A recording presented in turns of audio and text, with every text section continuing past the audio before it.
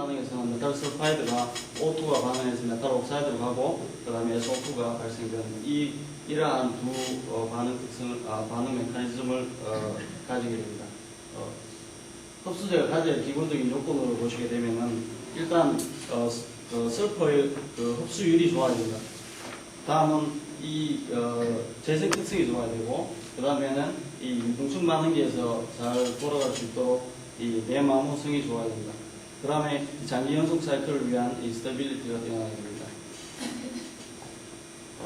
보시는 것과 같이 흡수제는 기본적으로 징크 옥사이드 Ti를 1.5대 1로 고정을 하고, 여기에 첨가된 코발트 니켈을 원하는 양만큼 그냥 믹싱을 해서 볼밀 과정을 거쳐서 익스트루전 시켜서 그라인딩, 캘시네이션, 시빙 과정을 거쳐서 원하는 파우더를 넣습니다.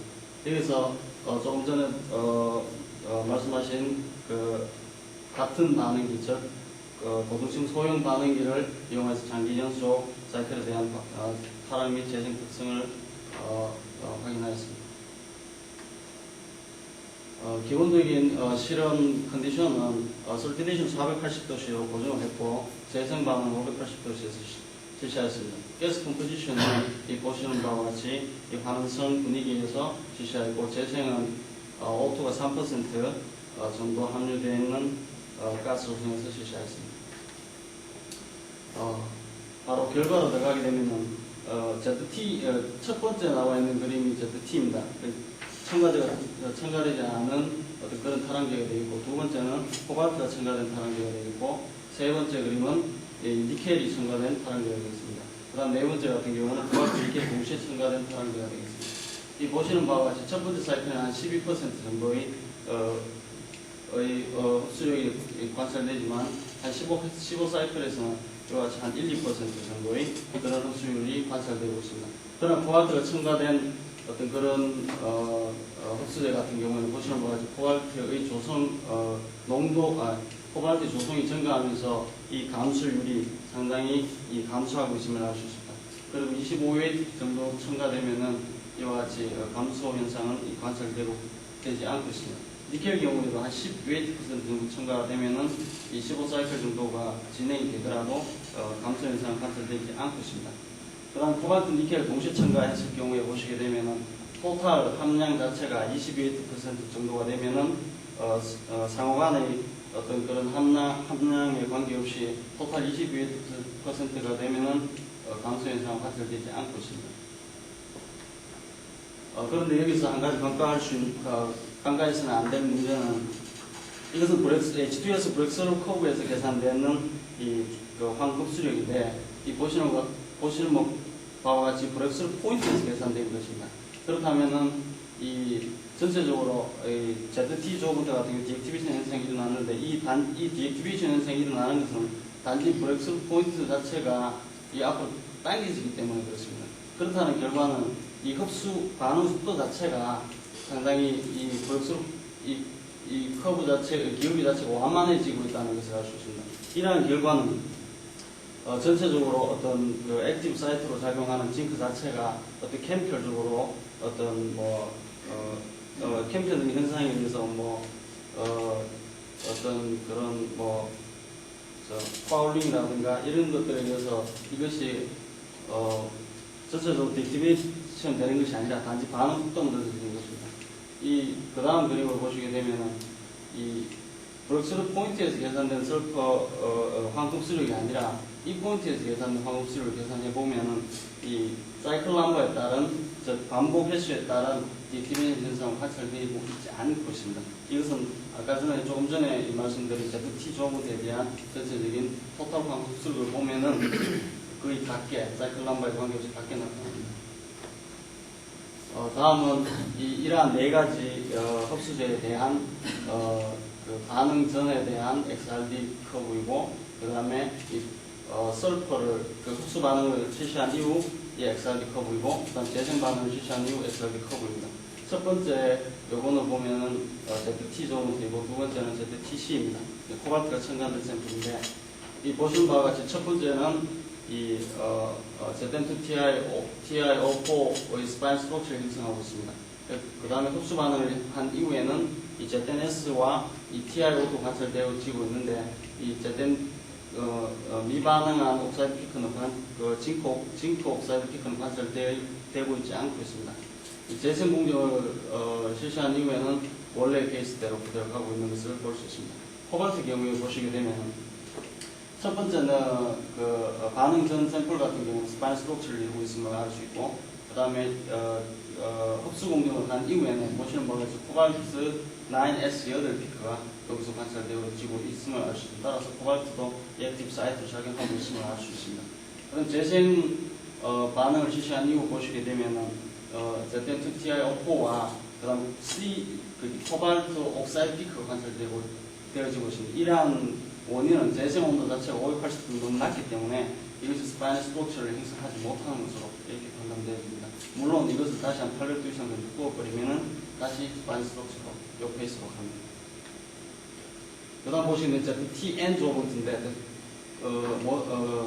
이것도 완전한 스파인 스트럭처를 이루고 있고 서큐레이션 이후에 보시게 되면은 ZNS 피크가 관찰되어집니다. 여기서 니켈 설파이드에 대한 피크는 관찰되어지고 있지 않는데 이것은 조금 전에와 같이 전체적인 토탈 설퍼 리문 캐패시티를 계산해 보면은 니켈이 설퍼와 1대1로 반응하는 것으로 이렇게 판단되어집니다. 재생 이후의 그림을 보시게 되면 니켈하고 그 다음에 징크 옥사이드가 완전히 세퍼레이트 되어 있는 케이스를 볼 수가 있습니다. 코발트하고 니켈하고 동시에 첨가되는 그런 흡수제 같은 경우에도 재생 이후에는 완전히 페이스가 세퍼레이트 되어 있는 것을 알 수 있습니다. 이와 같은 이 XRD 기구하로서는 조금 전에 말씀드린 그런 ZN-Ti의 디액티비티 현상을 관찰할 수는 없습니다. 따라서 본 연구에서는 포로시메트ral 이후의 실질적인 포화 볼륨을 한번 측정해봤습니다. 첫 번째 ZT, 그 다음 코발트가 첨가된, 그 다음에 니켈이 첨가된, 그 다음 코발트, 니켈 동시에 첨가된. 이 보시는 바와 같이 이 누적 포화 볼륨이 그게 Y축 누적 포화 볼륨이고 X축은 이 보시는 바와 같이 포화 다이아미터입니다. 이 보시게 되면은 누적 포화 볼륨 자체가 프레시한 조번트하고 그 다음 열 사이클 돌린 조번트를 보시게 되면 반 틈 정도 상당히 포화 자체가 상당히 변하고 있음을 알 수 있습니다. ZTC 같은 경우도 물론 어느 정도 변하고 있지만 이거에 비해서는 상당히 많이 감소하고 있음을 알 수 있습니다. 그 변화량 자체가. 그 다음에 니켈이 첨가된 샘플 같은 경우에도 보시게 되면은 큰 변화는 관찰되어지고 있지 않습니다. 따라서 이와 같이 이 브럭스루 커브 자체가 기울기 자체가 완만해지고 있는 것은 이와 같은 이 물리적인 이 현상에 의해서 기인하는 것으로 판단되어집니다. 이 두 번째 원인은 흡수 공정에서 새로운 고등층 반응기에 새로운 온도 센서를 꽂아서 그 다음에 템퍼러처의 흡수 열을 측정을 한번 해봤습니다. ZT 조번트 같은 경우를 보시게 되면 이 흡수 반응 자체의 템퍼러처가 480도씨인데 전혀 어떤 템퍼러처 변화가 관찰되어지고 있지 않습니다. 그러나 ZTC, ZTN 조번트 같은 경우를 보시게 되면 한 5도에서 한 10도 정도가 증가하고 있음을 알 수 있습니다. 배드층 자체가 증가하고 있습니다. 그렇다는 말은 코발트하고 니켈의 액티브 사이트라고 봤을 때 코발트하고 니켈의 H2S하고 반응을 하면서 반응을 하면서 이 흡수열을 발생시키고 이 흡수열이 이 ZN에 공급하게 된다면 전체적인 반응 속도는 증가시킬 수 있을 것으로 판단됩니다. 따라서 전체적인 브렉스루 커브에서 피크 자체가 완만하게 이렇게 늘어지는 현상을 갖다가 감소시키는 것으로 판단됩니다. 이 오른쪽 그림을 보시게 되면 이거는 이제 니켈 타이타니아를 만들고 코발트 타이타니아를 만들어서 실질적인 흡수율을 한번 측정해 보았는데 전체적인 보시게 되면 10도씨에서 한 20도 정도 상승하고 있음을 알 수 있습니다. 그 다음에 이 네 가지 이 탈항제에 대한 재생 특성을 나타내고 있습니다. 이 Y축은 SO2 concentration이고 이쪽 축은 O2의 소모량이 되겠습니다. 그 다음에 전체적으로 보시면 ZT나 ZTN 조번트 같은 경우는 보시는 바와 같이 O2가 초창기부터 완전히 소모되고 있지 않고 있습니다. 이것이 O2 라인이고 이것이 SO2 라인인데 이 O2를 완전히 소모하지 못한 상태에서 SO2를 방출하고 있습니다. 그러나 코발트가 첨가되어 있는 조번트 같은 경우는 보시게 되면은 이 초창기에 대부분의 O2가 소모되고, 그 다음에 여기서 이론적으로 이 보시게 되면 3%의 O2가 들어갔을 때는 SO2가 2%가 나오게 됩니다. 초창기 2%가 거의 다 나온 상태에서 대부분 다 재생이 된 상태에서 바로 이렇게 떨어지는 이런 커브를 나타내고 있습니다.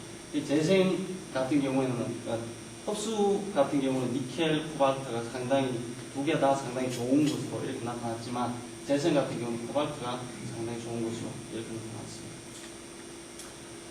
이러한 원인을 해보고자 TPR, 그 Temperature Program Regeneration 실시했습니다.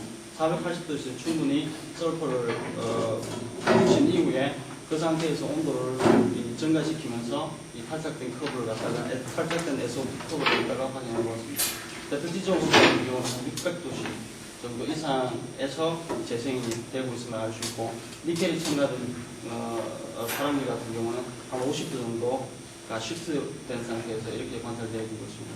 그러나 코발트가 첨가되어 있는 이 타랑제 같은 경우는 보시는 바와 같이 초창기부터 480도부터 이 반응이, 이렇게 재생 반응이 진행되고 있음을 알 수 있습니다.